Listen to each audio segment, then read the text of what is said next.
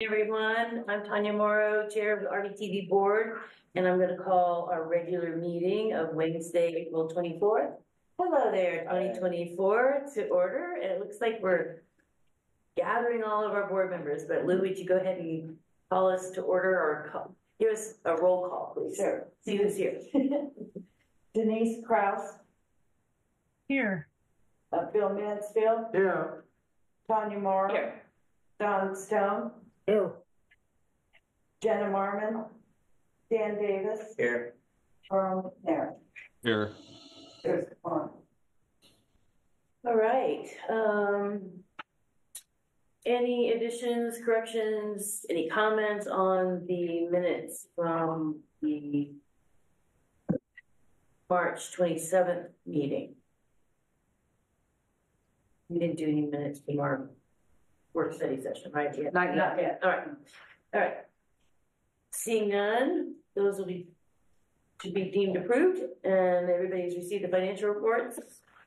Anybody has not received the financial reports? Everybody's received the financial reports. Okay. Moving on to new business. We've got 2 applications for renewal to appointment to the RBTV's Accessible Working Group, George Adams and Stan Luttrell.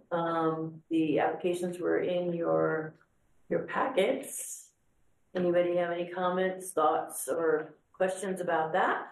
Madam Chair, if I may, I want to thank both of these applicants because they have served us many years over and over in different capacities. As you know, Stan Luttrell served on our board of directors for many years, and George Adams has been responsible for our STF and now the Accessible Working Group.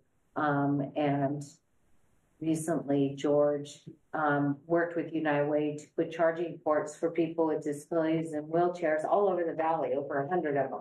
So they're very active in our community, and I just want to thank both of them for the hard work that they have done over the years, and also for their continued support of RBTV. So, on behalf of our staff, we would like to recommend. Move approval. All right.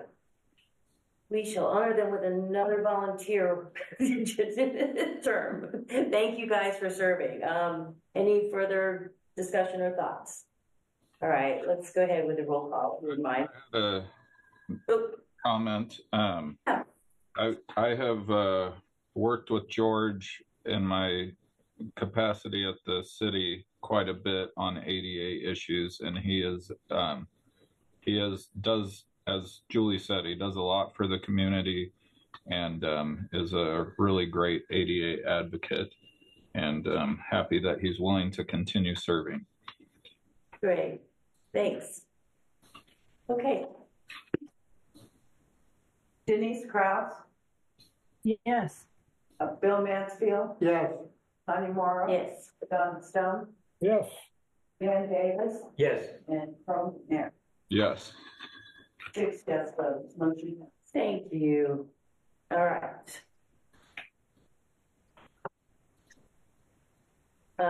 We are moving on to what is published on our agenda is item B, resolution 2306, updating our equal employment opportunity program. Again, I'll speak to you. All right. First, I want to apologize to the board for getting this to you in the late hour that you received it. This is our program that we've had since 2019. When RBTV actually increased our staff past 100 employees, we had to put a plan in place through under the FTA's requirements for us to continue receiving federal funds. With that said, I don't know if you would like me to go through the plan and read it, or if you would like me to talk to you about what the changes are. The updates. So this had to be updated in order for us to receive our federal funding. We just got notice that we're going to be receiving an extra $1 million. $1 million this year. Well, on top of what we normally get. which we're really thrilled about. But with that said, our plan was going to be expiring, and they said in order for you to draw down the money, you have to update your plan before we'll do that. So we thought instead of waiting till the end of May, we would go ahead and get this hammered out. So I'll talk about the changes. There's 2 changes in our goals. And it says the Rogue Valley Transportation District, this is on page 9, currently employs workers in 7 of the 9 EEO EEO1 job categories. Due to the underutilization of females in job groups 2, 5, 6, and 8, and underutilization of minorities in job groups 1.2 and 6, as noted in the chart above, RVTD has set the following goals. So these 2 goals, goal number 1, is RVTD has established a goal for increasing female incumbency in the following EEO job groups in the professionals to 58.4%. And presently, I believe we're at 50%. And then in job group 5, administrative support workers, we're going to increase it to 78.4%, and we're currently at 66%. Craft workers, which is our, hold on, I know this, mechanics. I don't know why they're called craft workers, but they're called craft workers. It's 5.6 presently, and we want to increase it to 5.6. It's presently at 0%. And then laborers and helpers, 18.1 is our goal, and it's presently at 0. So we have some work to do to increase that goal of women in the industry. And again, it's difficult sometimes because women in some of these jobs, especially in the mechanics field, it's just even hard to find mechanics overall. And so to find women is going to be a little bit of a challenge for us, but we keep working with the community colleges, our local community colleges, and also other groups to try to increase that goal number. And then the second goal that we need to address is RVT established a goal for increasing minority incumbency in the following EEO job groups. And 1.2, which is our first and mid-level officers and managers, to 5.9, and presently it's at 0. And then the craft workers, again, in job group 6, we're increasing the goal to 12.4, and it's presently 0. So again, we have a little bit of work to do, but this really comes down to if we're doing everything that we say we're doing in this policy, which we are, as far as recruitment, as far as not discriminating against people, hopefully we'll be able to meet those goals. But it is a challenge because you're depending on the workforce and their ability to apply for the position. So that's the changes. Just of the changes? Yeah. Okay. Carl. Yeah, I was just curious, Julie, how you came up with these, because I guess, job groups 2 and 5, it sounds like we already have fairly high percentages of females. We want to increase those, and 6 and 8 we have low. Is that just the nature of the jobs and who's, like you said, the workforce that's available?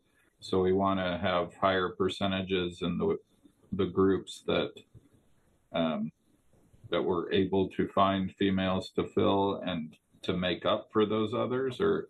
Right. So presently we take our information from the consensus and we looked at Jackson County and the availability of people in those job groups and looking at what the percentage of availability is versus what is actually hired here. And so that's what we base our goals off of. It's just, again, it's a little bit difficult because we have quite a few women in management. Yes, we rule the world.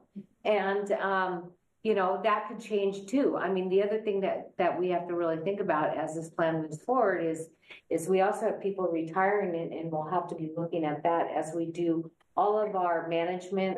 We have a big turnover of managers, senior managers in the future that are all women. So when you're doing your recruitment for that, you're going to have to take that into consideration because we're carrying the goal right now. And if you want to take it even higher. The other piece is the minority. Again, we have been able to hit the mark in some areas, but you know, we're looking for qualified people for the positions, not necessarily just saying because you're this race or because you're a woman, you will be considered for the job. All of those are factored into, we consider every person that is qualified, eligible for the job. So it's just something to keep in mind. These goals we set through the federal government, they are not hard and fast. We don't get dinged if we don't make our goal, but they want to make sure that we're making conscious efforts towards that kind of hiring practice, and RBTD does that. Don? Yeah, I just got this and just was scanning through it, but I didn't see anything in here for training programs. And when you're attempting to increase participation in various levels, is there a training program in place, or is it just sort of catch as catch can? Well, it has been catch as catch can. There has not been training programs available. I think that as we make a move as a district to consider what fuel types we are, that may change. So when you're looking at, I'll just throw out, let's say we're going to go to electrification or hydrogen. We're going to have a specialized workforce to be able to work on those vehicles.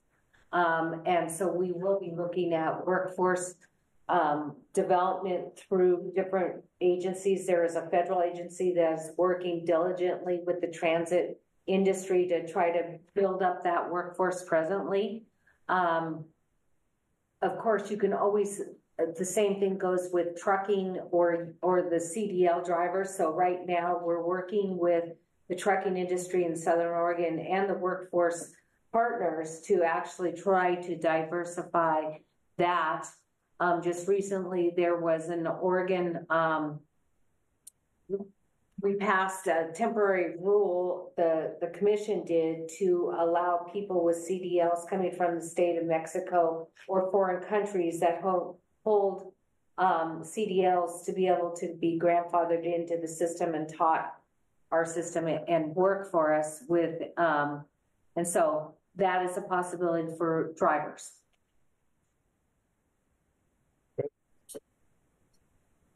All right, any other questions? The only other question that I have is, in scanning through to the back appendices, I noted that exempt employees, meaning the managers, are all listed in hourly rates. And that sort of surprised me because typically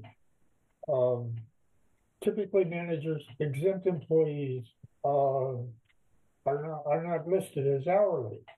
They are salaried employees. We list them as hourly so that we have an equivalency to look at what the hourly rate is when you're being competitive with other agencies. And so we actually, this is a public document that goes out to many different people that pay differently.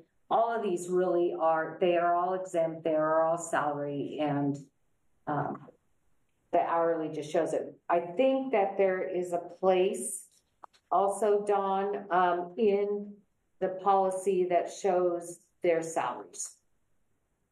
It is on page, There's a couple footnoted on the chart on page 35. on 22.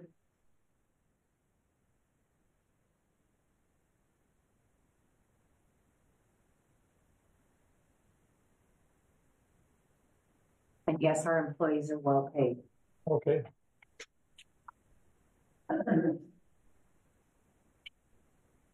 All right. Any no further questions? Any discussion? Well, I guess I should ask for a motion. Anybody want to move that we adopt the amendments to the Equal Employment Opportunity Program and the program itself? Madam Chair, the resolution 2306. Oh, thank you. Would do that. I reckon. Anybody want to move adoption of resolution 2306? No, thank you. All right. Okay, let's do roll call. Okay. traditional. Denise Kraus?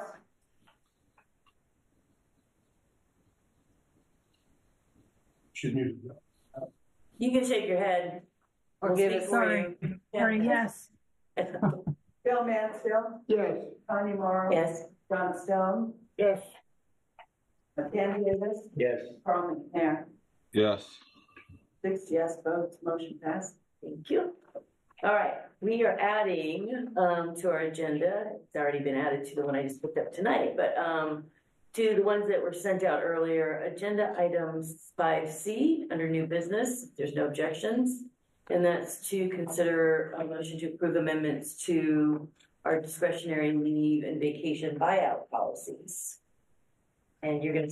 I am. So Report on Chair, this once too. again, I Okay. get to listen to me all night. We added this, and I want to give you understanding why we're making changes. We've had, with the Oregon paid law, on that is available for employees, we've seen an extreme amount of people going out on leave and using their Oregon paid leave, which is great. That's what it's there for. But in addition to that, a lot of times they need to be out longer than 12 weeks. And so in the past, if they've been out on a medical leave, they can ask other employees to donate time, their discretionary time to them. It has caused a little bit of a problem within our employees because we've seen employees feel compassionate towards other employees and taking their bank down to zero. And then all of a sudden finding out that they too are ill and they have nothing left to be able to use. And so we had talked with the union about this in the last negotiation, and we were waiting to see the fallouts of paid leave law and how it works. And we all kind of agreed that we wanted to see that people couldn't take it down past 40. It doesn't mean that they can't use the 40 or that they can't get an exception to the 40, because sometimes that cash out means they may have an emergency in their family. They need their discretionary cash out, which we would allow to happen by the general manager allowing that to happen. But we have been seeing an onslaught of people taking their banks down to zero and then having nothing available for themselves. So this is just really protecting them, that to make sure that they still have some time on the books, even though Oregon, on top of paid leave, has the Oregon leave law, which is you can be out 40 hours paid or unpaid. But people really need to have a paycheck. And so we're just creating this rolling factor of asking other employees to bail them out. And so we're trying to slow that down a little bit. So that's what the change is on 1.20, which is everything in red, which is saying that they can't take their bank below 40 hours without prior written approval from the general manager. Unless they're, of course, leaving the district, they get to cash it out to zero.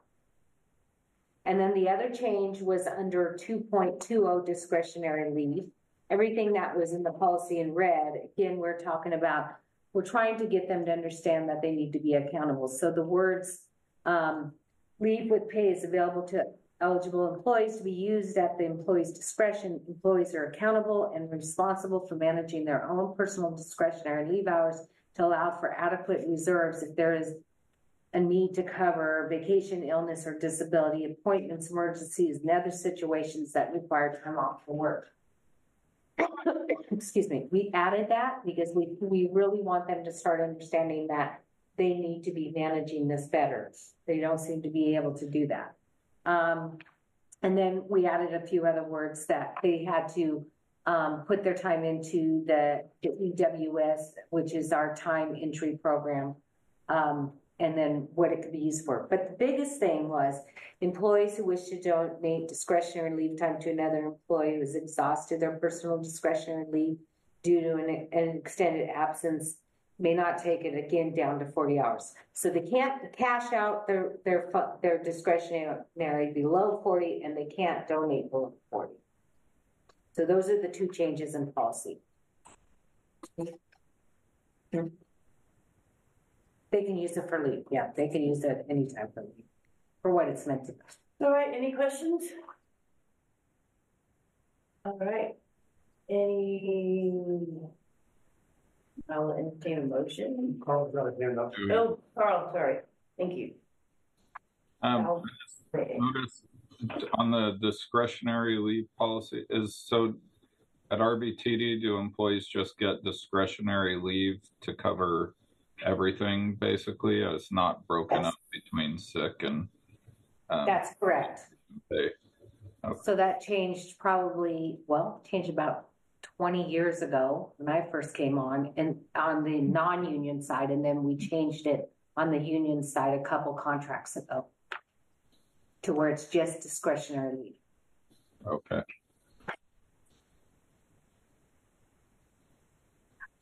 Oh, yeah.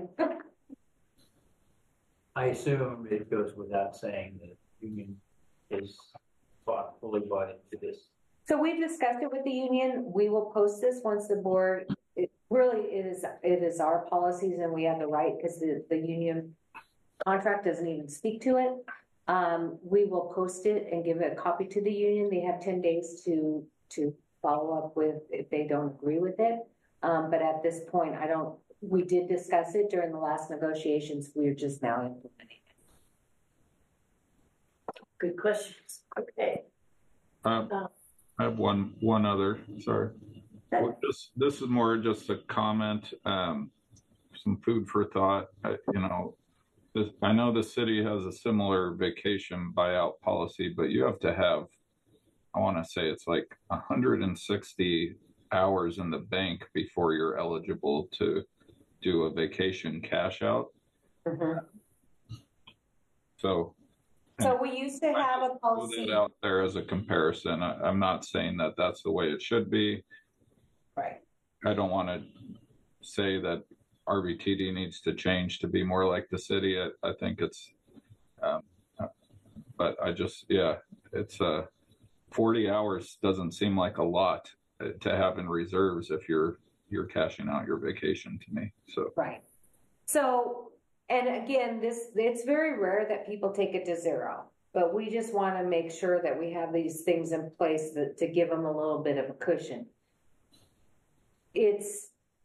We used to have a policy that was you could only cash out when you were going on vacation. So if you were going and you had to take 40 hours and you were allowed to only cash out 40 hours.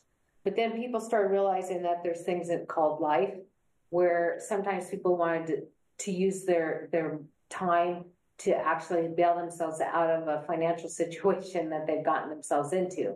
And so that's where it got a little bit more lenient over the years.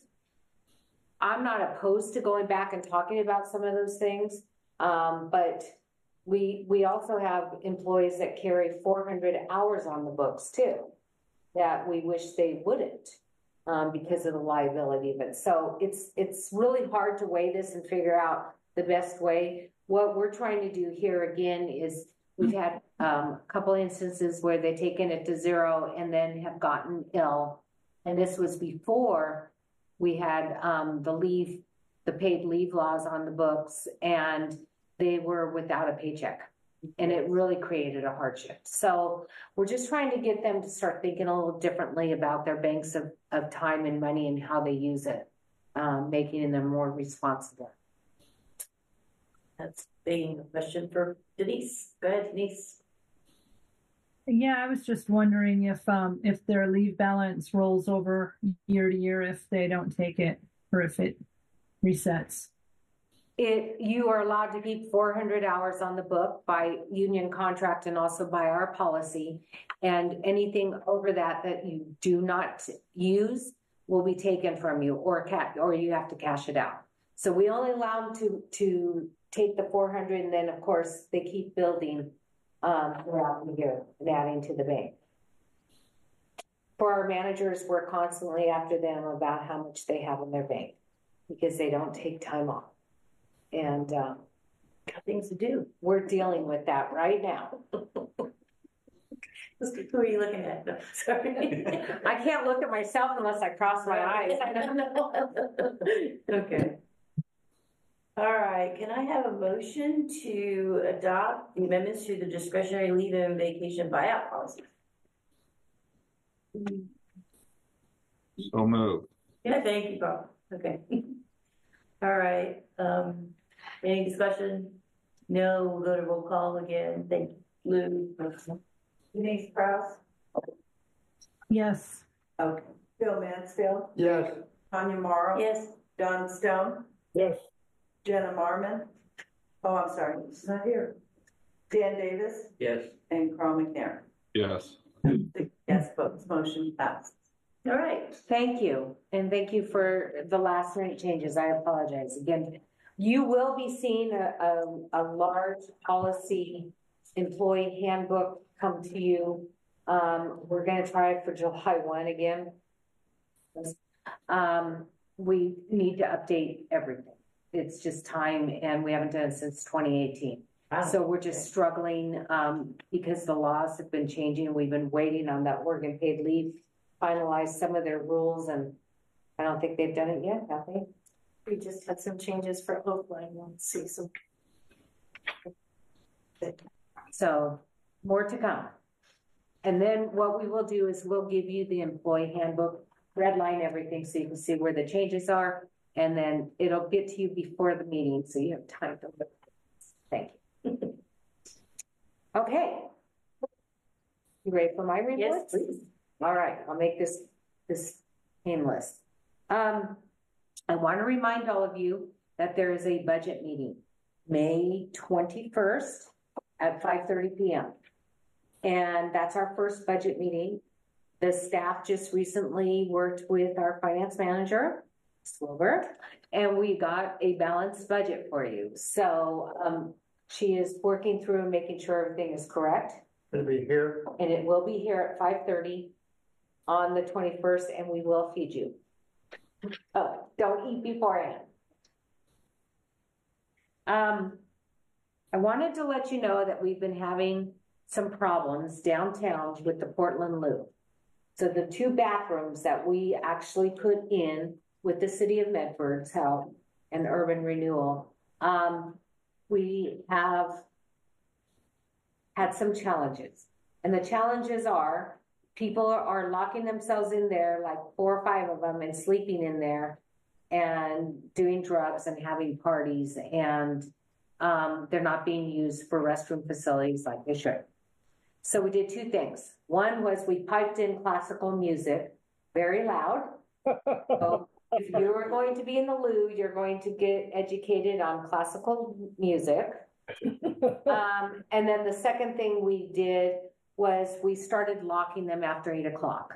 So when the last bus rolls out, I believe it's the security, or is it us? Field supervisor. Our field supervisors are now locking them. They stayed locked until 6 a.m., I think, when security comes on. It's. Or is it 5 a.m. 5 a.m.? 5 a.m. They unlock them so they can be used again for what they're intended. On the weekends, it was a challenge because we're not open on Sunday. So we unlock them on Saturday morning and we leave them unlocked until Monday. And we hope for the best because they like to take all the toilet paper and light it on fire, make fires. They graffiti, they write all over in the inside. It's just a huge challenge. But we think that it's important that there's facilities for people, and I'm not going to let a few bad really disrupt what we're trying to do for everyone. So that's our newest challenge, and that's how we're addressing it in case you hear anything. The managers and our supervisors have all been selected to go through management training, and we've been doing this in groups. And so the first group has been rolled out, and I'm hearing good things, I think. But we really feel like one of the things I know that I've talked to the board about succession planning and what we want to do in the future. And when I've gone through and looked at succession planning, it's not just your general manager that you're replacing. You have to think about the entire agency as a whole and how you're going to fill those gaps. And so I'm looking at each level and trying to figure out what we need to do to make sure we have the workforce that is trained and able to do the job, and then also identifying where we have holes and where we need to fix things as far as preparing ourselves for the tsunami wave of people leaving. So more to come on that, but we're really taking this serious, because I signed up for 4 more years with the governor, I don't know that I'm signing up for 4 more years here, but we need to take this serious because it will come faster than Tsunami wave. Did Yeah. you say tsunami wave? Thank you. the silver tsunami wave. Thank you. Okay, I think you and I should meet sometime soon and have a conversation, so. You don't think it's silver? Could be silver.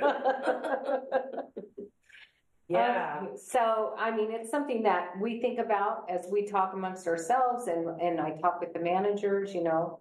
We have many of us that are going to retire. That's just the fact. And, you know, I don't want to leave us in a situation where we're scrambling like I see a lot of agencies. And it's happening all over the place. I mean, I get called regularly if I'm interested in a job somewhere else because the CEO's left. So I know it's happening in other agencies other than just here. And I think Salem's next. Their general manager is going to be leaving in a very short period. He told me a year. So next June, he's planning on being gone. So more to come. And then, let's see what's left on here. Our construction. So we have really big excitement happen this week. We had a 160-foot crane come in to the district. It came down. It was quite the. I think we have pictures for you. So Matt's going to bring it up. Maybe he's going to bring it up. Okay. So this doesn't really do it justice so that crane actually is a truck. And so when the guy came down Delta Waters and had to turn on to Crater Lake, he had to wait for like 3 lights because people weren't smart enough to understand that he had to make that corner. But if you can imagine, it doesn't really show the length. Let's see if there's another picture. Do you? Okay. See if I can go find it here. There it is. Yeah. So Wow. if you can see all the way out to the end past the yellow, there's an additional, I don't know, what is that, 10 feet? About 20. 20 feet that is attached to it. Anyway, that came in and that is lifting the beams for the parking garage. So I think we have pictures of what's We're back to the beam, so there's one place. that beam. There it is. That's up in the air. That's one of the beams that is being put in place for the second story. Some of them are 75 feet long. And then they're setting the beams across too. So it's pretty interesting. We're like little kids in a construction zone. We're like, but I went by there today. So if you want to see what it looks like, when you go out, you might go up around the backside of RVTD and around the apartments and come back on the side and you can see it's really taking shape. These pictures don't do it justice because the second level is now, or is it second? Yeah, second level is now there. Yeah, it's about halfway done. Anyway, so that has been what we were really excited about this week. In addition to that, all of the furniture for downtown. So we made a decision to save money to move all of our furniture from here downtown and then just add some pieces. And then there was a few offices we had to actually buy new pieces because we need to leave some of the stuff here, the existing stuff. But everything's been ordered now. They've gotten the painting done in the community room. This little sofa here is going to go out in the hallway outside the community room, but it is really taking shape quickly. And I think the date of completion is the end of June. Yeah, that's where it's scheduled. So Actually, we have a meeting there, is that right? Probably in July. We have to get occupancy first as far as and we also have to get furniture. So here's the meeting room. It's all painted now. And so, is that right? That's the meeting room? Yeah, that's the meeting. These are pictures from today, actually. So they're just hung in all the lighting. That's the hallway to the meeting room. The main entrance, the public side, would be Front Street facing down the hall. this planning suite. So the one office is up in the, well, it's my right, but I don't know what it is on your screen. Carl, would probably be your right too. So that right there where Matt is pointing is going to be the manager, the planning manager. And then that is a conference room right there for the planning. And then this area that's in front of there is an open space that is going to be the rest of the planning staff. So they have cubicle, like a little kind of cubicle area that they'll be all sat in there. Breaker. I don't even know where I'm at. I'm gonna be lost for a long time. Looks like they're getting ready to put the flooring down. Yeah, they actually started finance today. They're laying floors this week. So. Okay. That's just another view of the breakdown in the other direction. This will be a break room that's, available for the drivers and the admin staff. So it's starting to come together. It's pretty exciting. And the other thing that we're working on, I'm meeting with Brian Showtune this week to talk about is we want to make that into a transit hall eventually. And so we're trying to make moves towards, stop the flow of traffic through that area on Front Street and making it more pedestrian friendly. We'll be parking buses on both sides of the street now. We already have, but we're going to be taking the entire length of the street from 8th, 9th, and 10th. So that whole section will now have buses parked there. And, we're really trying to, I know Ed's been working on a grant application. Is there a grant application for that? Potential one. For pedestrian beacon flashing light kind of thing to make people aware that there's people crossing the street. So it will become a transit mall area when we get finished with it. And 2 Portland Loos. A partridge in a pear tree. So, we weren't going to talk. And we're going to tie that up with a big red bow. All right. So They pleased with what we're doing, they are. and including the Portland Loos. Yes. So the city is really, really pleased because, they have struggled with not having facilities for people. The only facilities were down at Hawthorne Park. These are something that's a little bit, I think, for the downtown area has been a help to the owners of businesses because they were squatting everywhere to use their alcoves for restrooms. And now they actually have a place that they can use and wash their hands, etc. So, but I know the library's talked about putting a couple more across over on the other side. I don't know if they're going to look at that, but unfortunately the Portland Loo is caught on and now they've jacked the price of it way up there to where I'm not sure people can afford to buy it.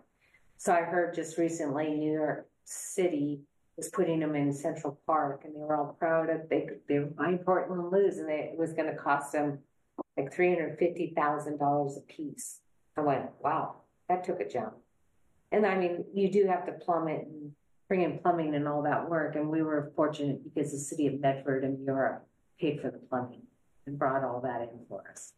How much did we pay for the Loos? The Loos were $130,000 piece. I think the first one was a little less. It was like $100,000, and then the second one was $130,000. So there was like a span of about 2 years. That's how much it jumped in cost. They're totally made out of stainless steel. Are they made in Portland? They are. And they're not considered transportation facility for purposes of the new statute criminalizing conduct. Is that right? It's Medford yes, property? They No? could. Okay. Well, it's on Medford property, but it is. No, the statute does not cover facilities. It only covers bus. Buses? Just does bus. it? Really? They struck it at the 11th hour. Okay, all righty, that's fine. Okay, It wasn't fine. okay. Okay. We'll go for another run next time. All right. All right. What's the chance? Don't use it. What's up, Don? Sorry. What did you say? We didn't hear you. But I said, who gets to choose the classical music? I think that, the maintenance guys picked it. I don't know where they picked it from. I wanted to play the song Baby Shark over and over, faster and faster, but I got voted down. I'd suggest Stravinsky. I'm not sure what they're playing. I haven't been down there. I don't want to go sit in the loo and find out. It's a radio channel, right? Yeah, right now it's just a radio, but they are capable of using the flash drive. We could play whatever. So Saratoga Springs, New York, at one point was having a major problem with homeless and teenagers congregating downtown. Really, it's a big tourist town. So they did the same thing. They started playing classical music downtown over the loudspeakers, and problem went away. Which I don't understand because I like it personally. It may be hard to sleep through. I don't know. Maybe Yeah. sleep to it, yes. Depending on which classical music it is. Yeah. Yeah. All right. Well, if it doesn't work, maybe they can play classical for so many minutes and then it can turn into Baby Shark. Yeah, maybe. We can find something annoying, I'm sure. Let's ask my grandkids. They have a lot of I have annoying no things. idea what Baby Shark is. Yeah. Sorry, but that's I okay. don't I don't want to know. It's terrible. We'll send you a link. So thanks. Okay. And that's the end of my report. Okay. And no other reports from staff? Any comments or general concerns from the board? None. RV Cog. RV Cog met today, and they're happy to say that they now finally have a financial director. They've been sweating about that for a long time. We also spent two and a half hours. I'm on the budget committee. 2.5 hours. We just finished a little while ago, and the budget was approved by, at least recommended by the committee. That's all I have to say. Good. Well, thank you for your service there. NPO report. So once again, RVTD's funding was on the agenda for further discussions. I think where we are is you let them know what they didn't know, which is that the agreement that we have actually expires in October.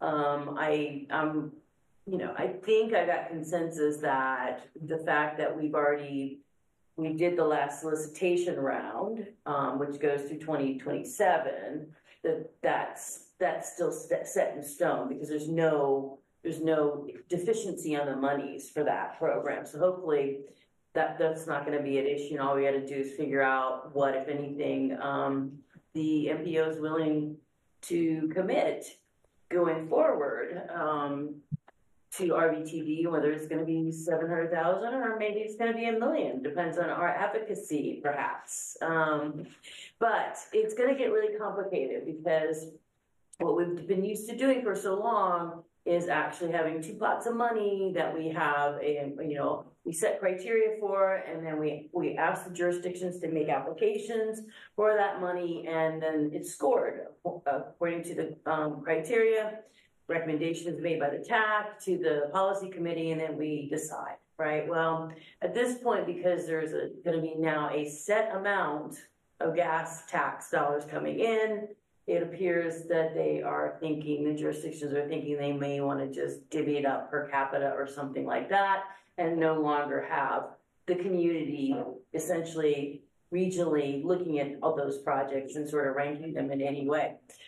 And then on top of that, I heard at the meeting, which is something I don't have a handle on, but it seems like perhaps some of the jurisdictions are now wanting to withdraw maybe their CMAQ money through the 25 through 27 solicitation and actually just go for gas tax funds. I'm not sure, but they were talking about jurisdictions wanting to relinquish projects. So a lot more to come. It's going to be extremely complicated and potentially a little political.